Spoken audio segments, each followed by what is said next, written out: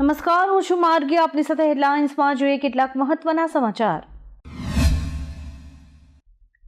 ATM ટ્રાન્ઝેક્શનને લઈને નવા ફેરફાર કરવામાં આવ્યા છે. આ મહિનાથી એટીએમમાંથી પૈસા ઉપાડવાના નિયમો પણ બદલાયા છે. હવે મેટ્રો શહેરના લોકો મહિનામાં 3 વખત એટીએમમાંથી પૈસા ઉપાડી શકશે. આ પછીના દરેક ટ્રાન્ઝેક્શન પર 25 રૂપિયાનો ચાર્જ લેવામાં આવશે, જે અગાઉ 20 રૂપિયા હતા. આ ઉપરાંત જો તમે બીજા બેંક એટીએમમાંથી પૈસા ઉપાડશો તો 30 રૂપિયા વસૂલવામાં આવશે, જે નોન મેટ્રો શહેરમાં આ મર્યાદા ₹5ની છે.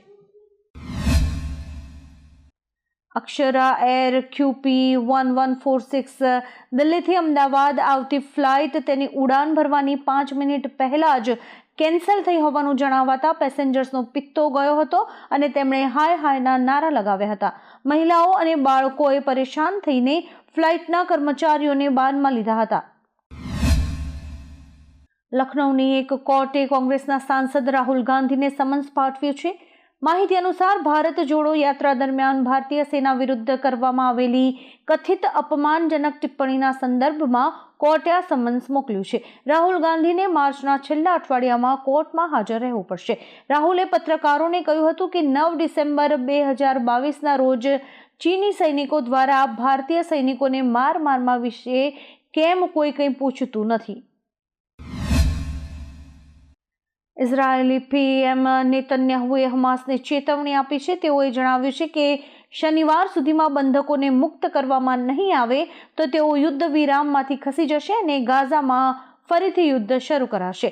નેતન્યાહુએ સેનાને ગાઝા પટ્ટી અને તેની આસપાસ સૈનિકો વધારવાનો આદેશ આપ્યો છે. આપણે જણાવી દઈએ કે હમાસે અત્યાર સુધીમાં 21 બંધકોને મુક્ત કર્યા છે, જ્યારે કે 70 બંધકોને મુક્ત કરવાના બાકી છે. રાજ્યમાં હવામાન વિભાગે કરેલી આગાહી પ્રમાણે આજે રાજ્યમાં બેવડી ઋતુનો અનુભવ થાય તેવી સંભાવના છે. પવનની દિશા બદલાતા બેવડી ઋતુનો અનુભવ થઈ શકે છે. રાત્રે ઠંડી અને બપોરે ગરમીનો અહેસાસ થાય તેવી સંભાવના છે. ગરમ પવનો ફૂંકાવાની શરૂઆત થતાં જ તાપમાનમાં વધારો થઈ શકે છે. આગામી 7 દિવસ વાતાવરણ યથાવત રહેવાની આગાહી કરાઈ છે. હવે ઉત્તર કોરિયાએ અમેરિકી રાષ્ટ્રપતિ ડોનાલ્ડ ટ્રમ્પની ગાઝા યોજના પર કડક પ્રતિક્રિયા આપી છે. કોરિયાએ ટ્રમ્પના નિર્ણયને વાહિયાત અને હાસ્યાસ્પદ ગણાવ્યો છે. ઉત્તર કોરિયાની સરકારે કહ્યું કે અમેરિકા તેની ગાઝા યોજનાની આડમાં ખંડણી વસૂલ કરી રહ્યું છે. કોરિયન સેન્ટ્રલ ન્યૂઝ એજન્સીએ ટ્રમ્પનું નામ લીધા વિના કહ્યું કે આ યોજનાએ પેલેસ્ટીનીઓના સુરક્ષિત પાછા ફરવાની કોઈ પણ આશાને ચકનાચૂર કરી દીધી છે. ઉલ્લેખનીય છે કે ટ્રમ્પે ગાઝા પટ્ટીનો કબજો હવે અમેરિકા લેશે તેવી વાત કરી હતી, જેના જવાબમાં ઉત્તર કોરિયાએ ટ્રમ્પના નિર્ણયને વાહિયાત ગણાવ્યો છે. વડોદરાના વાઘોડિયા રોડ પર આવેલા બાપોદ વિસ્તારમાં અન્ય વોર્ડના ભાજપના મહિલા કોર્પોરેટર દ્વારા રોડ બનાવવાનું એક સૂચન કરાયું હતું. પોતાના સંબંધીને ત્યાં લગ્ન હોવાથી મહિલા કોર્પોરેટરે તુરંત કાર્પેટિંગ કરાવી દેવાતા વિવાદ સર્જાયો છે. રોડના કામને ત્વરિતતા અપાવતા શહેરભરમાં તે ચર્ચાનો વિષય બન્યો છે. આ મામલે સ્થાનિક કોર્પોરેટર અજાણ હોવાનું તેમણે મીડિયાને જણાવ્યું છે. તુર્કીના રાષ્ટ્રપતિ રેસેપ તૈયપ એર્દોગન આવતીકાલે પાકિસ્તાનની મુલાકાત લેશે. આ મુલાકાત પાકિસ્તાનના વડાપ્રધાન શાહબાઝ શરીફના આમંત્રણ પર થઈ રહી છે. આ દરમિયાન પાકિસ્તાન તુર્કી ઉચ્ચ સ્તરીય વ્યૂહાત્મક સહકાર પરિષદના 7મા સત્રનું આયોજન કરવામાં આવશે. આ ઉપરાંત પાકિસ્તાન એર્દોગન સાથે ઘણા સોદા કરી શકે છે.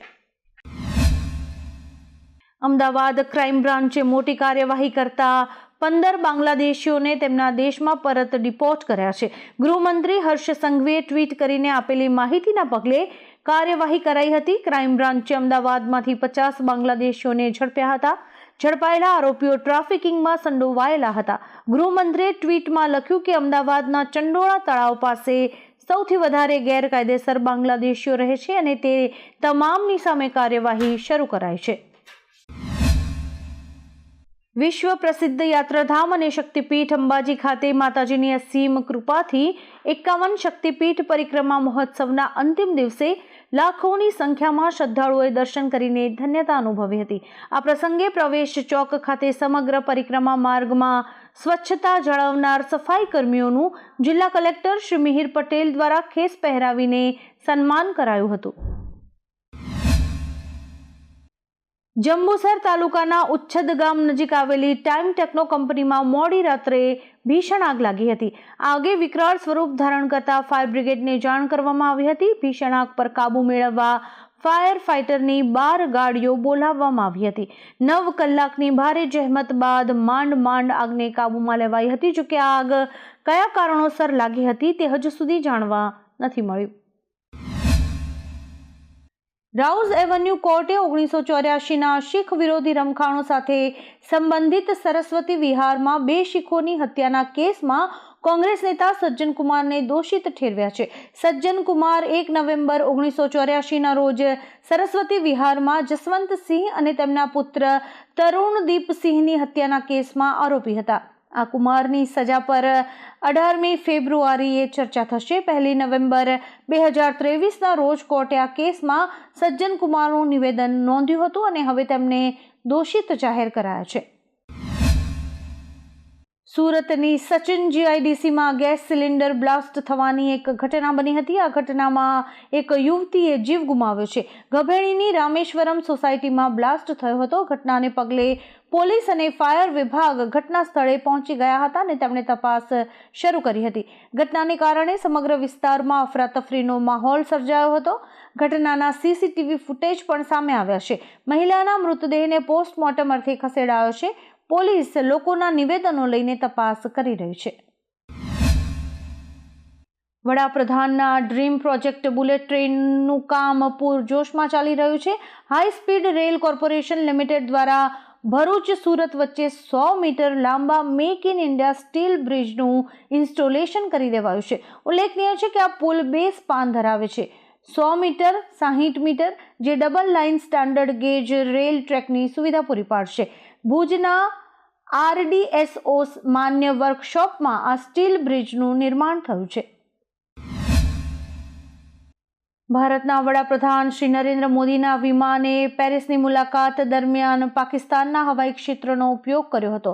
અફઘાન હવાઈ ક્ષેત્ર બંધ થવાને કારણે આ પરવાનગી આપવામાં આવી હતી.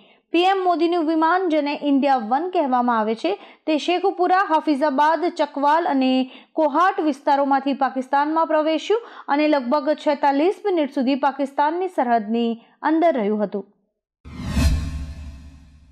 વકફ બિલ 2024 લાંબા સમયથી ચર્ચામાં છે. સૂત્રોના જણાવ્યા અનુસાર વકફ માટે રચાયેલી જેપીસી ગુરુવારે સંસદમાં પોતાનો અહેવાલ રજૂ કરશે. તે 1 ફેબ્રુઆરીના રોજ લોકસભામાં બિલ જે રજૂ કરાયું હતું વકફ સુધારા બિલ 2024 પર જેપીસી સોમવારે રિપોર્ટ સંસદમાં રજૂ કરવાની હતી, પરંતુ હવે તેને મુલતવી રાખવામાં આવ્યો છે. વલસાડના પારડીમાં એક ક્વોરીની 50 ફૂટ ઊંડી ખાણમાં ટ્રક ખાબકી હોવાની ઘટના સામે આવી છે. આ ઘટનાના સીસીટીવી ફૂટેજ સામે આવ્યા છે. ક્વોરીની ખાણમાં ભરેલી ટ્રક અચાનક રિવર્સ થઈ જતા તે પાણીમાં ખાબકી હતી. આ ઘટનામાં ટ્રક ચાલકનું મોત થયું છે. ટ્રક ચાલક ઇજાગ્રસ્ત થતા તેને હોસ્પિટલમાં દાખલ તો કરાયો હતો, પરંતુ ફરજ પરના ડોક્ટરે તેને મૃત જાહેર કર્યો હતો. આવા જ કેટલાક રસપ્રદ સમાચારો નિહાળવા માટે અમારી યુટ્યુબ ચેનલને લાઇક, શેર અને સબસ્ક્રાઇબ કરો અને જોતા રહો હેડલાઇન્સ. આ ઉપરાંત આપ અમને અમારા ઇન્સ્ટાગ્રામ હેન્ડલ અને ફેસબુક પેજ પર પણ ફોલો કરી શકો છો.